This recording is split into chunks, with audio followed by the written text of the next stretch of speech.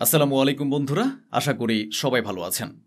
ফিলিস্তিনের যে ইস্যুতে আরব দেশগুলো চুপ করে বসে আছে, পুরো আরব বিশ্ব নীরব, এমন এক পরিস্থিতিতে ফ্রান্স ফিলিস্তিনের পাশে দাঁড়িয়েছে। ঘটনাটি আপনারা নিজে দেখুন।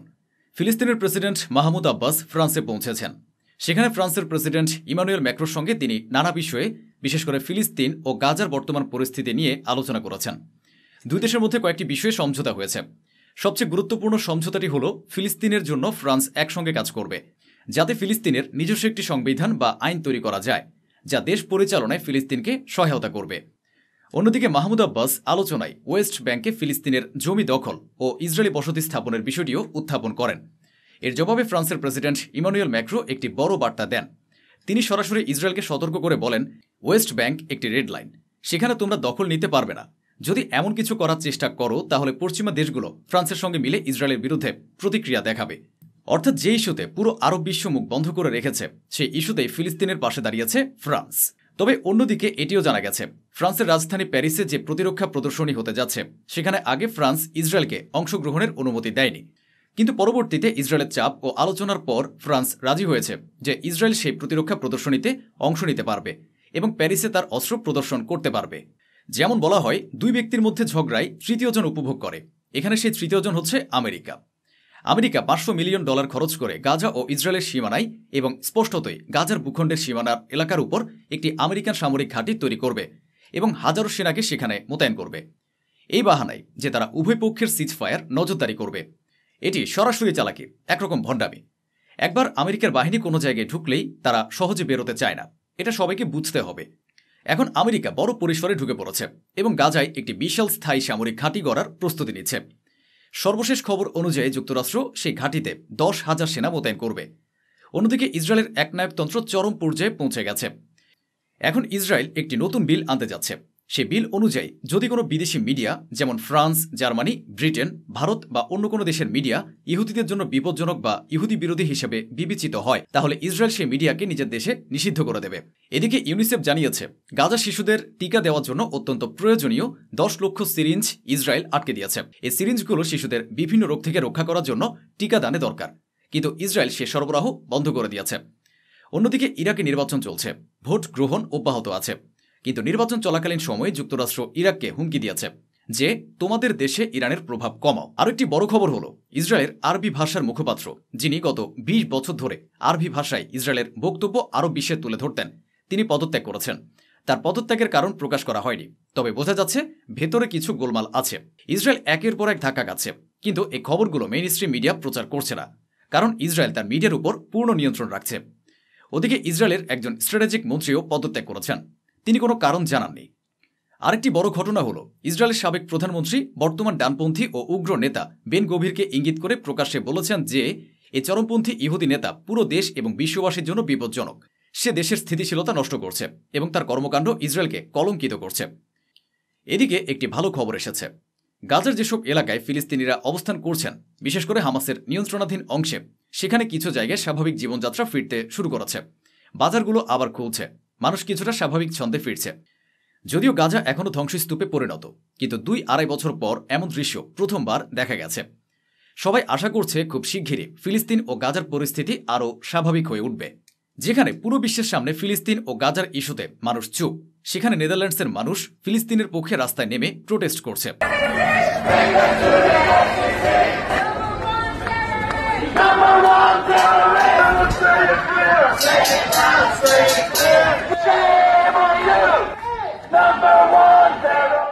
ঠিক নেদারল্যান্ডের মতোই ব্রিটেনের রাজধানী লন্ডনেও ইসরায়েলের বিরুদ্ধে ফিলিস্তিনের পক্ষে প্রতিবাদ চলছে।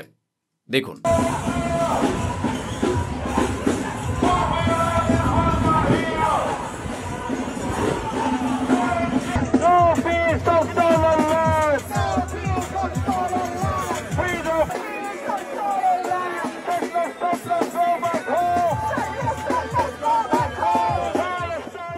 এদিকে রিপোর্ট অনুযায়ী 2024 সালে পৃথিবীর নানা দেশ থেকে প্রায় 46,000 ইহুদি ইসরায়েলে বসবাসের জন্য এসেছেন, কিন্তু একই সময় প্রায় 80,000 ইহুদি ইসরায়েল ছেড়ে চলে গেছেন। অর্থাৎ ক্লিয়ার অন রেকর্ড হিসেবে যা আসছে তার চেয়ে বেশি লোক বেরিয়ে গেছে। আরেকটি খবর, হুতিদের পক্ষ থেকে একটি বড় ঘোষণা এসেছে। তারা ইসরায়েলের উপর আক্রমণ বন্ধ করে দিয়েছে এবং লাল সাগর রেড সি অঞ্চলে থাকা নৌযানগুলোর উপর হামলা বন্ধ করেছে, কারণ এখন ইসরায়েল সিজফায়ারের কথা বলছে। তাই ইয়েমেনও একটি সুযোগ দিয়েছে এবং হামলা থামিয়েছে। ইসরায়েলের ফোকাস এখন লেবানন। যদি আপনি আমার ভিডিও নিয়মিত দেখেন তাহলে জানতে পারবেন। আমার পেছনে যে দৃশ্য চলছে একটু দেখুন। এই আগুন লেবাননে লেগেছে, ওয়াইল্ড ফায়ার ছড়িয়ে পড়েছে, জঙ্গলে আগুন লেগেছে। ইসরায়েল এত ভয়ানক হামলা করছে তাতে জঙ্গলেও আগুন ধরে গেছে। এখন লেবাননের সরকারি বাহিনী হিজবুল্লাহর সঙ্গে লড়াই করার বদলে ইসরায়েলের আগুন নেভাতে ব্যস্ত। ইসরায়েল যে কাজটা করতে বলেছিল সেটা তারা করতে পারছে না, বরং ইসরায়েলের লাগানো আগুন নেভাতে ব্যস্ত। আপনি যখন এই ভিডিওটি দেখছেন আগুন তখনও পুরোপুরি নেভেনি। আরেকদিকে হামলার কারণে লেবাননে আগুন লাগার পরও ইসরায়েল আজ ফের হুঁশিয়ারি দিচ্ছে যে হিজবুল্লাহ পুনর্গঠন করছে, শক্তিশালী হচ্ছে এবং লেবাননের কোনো এলাকায় লুকিয়ে অস্ত্র সঞ্চয় করছে। সিরিয়ার পথেই তারা অস্ত্র পাচ্ছে। ইসরায়েল লেবাননের সেনাবাহিনীকে হুঁশিয়ারি দিয়েছে, হিজবুল্লাহকে থামাও, না হলে ভালো হবে না। কিন্তু হিজবুল্লাহর চিফ স্পষ্টভাবে বলেছেন যে ইসরায়েল আমাদের দেশ লেবাননে যে আগ্রাসন দেখাচ্ছে, হামলা চালাচ্ছে, এটা চিরকাল চলবে না। এটার একটা সীমা আছে। আমরা আর কত দিন সহ্য করব? তিনি আরও বলেছেন যে ইসরায়েল যা দাবি করছে, অস্ত্র জমা দিতে বলছে, তা আমরা মানব না। আমরা অস্ত্র জমা দেব না। সবার জানা আছে যে সিরিয়ার আজকের যিনি প্রেসিডেন্ট আছেন জোলানি, তিনি আল কায়দার একজন সদস্য ছিলেন এবং 9/11-এ আমেরিকার টাওয়ারে যারা বিস্ফোরণ ঘটিয়েছিল, টেরর অ্যাটাক করেছিল, সেই সংগঠনের নামই আল কায়দা। তো বলতে চাই, এই মানুষটা আল কায়দা থেকে বেরিয়ে এসেছে এবং আজ তিনি কোনো দেশের প্রেসিডেন্ট।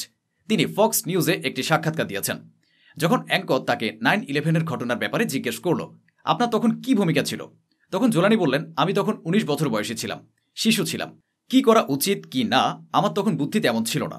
আমার এলাকায় আল কায়দা ছিল না, তারা অনেক দূরে ছিল। আর আমি আপনাদের জানাবো, ডোনাল্ড ট্রাম্প যখন আমার সঙ্গে কথা বলেছেন তিনি আমার অতীত খোঁজেননি বা অতীত নিয়ে কোনো প্রশ্ন তোলেননি। অর্থাৎ গোলমেলভাবে উত্তর দিলেন এবং তিনি কিছুটা এমনও ইঙ্গিত করলেন যে ডোনাল্ড ট্রাম্প আমার অতীত যাচাই করেননি, তো তুমি কিভাবে প্রশ্ন করো। উপরন্তু জোলানি কিছু ভালো কথাও বলেছেন। জোলানি এই নিউজ অ্যাঙ্করের কাছে বলেছেন যে আমরা ইসরায়েলের সঙ্গে সরাসরি যুদ্ধ করতে চাই না। এছাড়া তিনি বললেন, 1974 সালের যে সীমান্ত আছে আমরা সেটাকে মেনে নিচ্ছি। ইসরায়েল তার মধ্যে ঢুকেই আজ গোলান হাইটসেও দখল করেছে এবং করছে। আমরা সরাসরি ইসরায়েলের সঙ্গে লড়াই করতেও চাই না। আমরা ইসরায়েলের সঙ্গে সরাসরি আলোচনা করব না। এদিকে আমেরিকার মাটিতে অবস্থান করা জোলানি আমেরিকায় থাকা একটি ইহুদি নেতার সঙ্গেও দেখা করেছেন। এই ছবিটি দেখুন, এটি ইউরোপ ও মধ্যপ্রাচ্যে ভাইরাল হয়ে গেছে।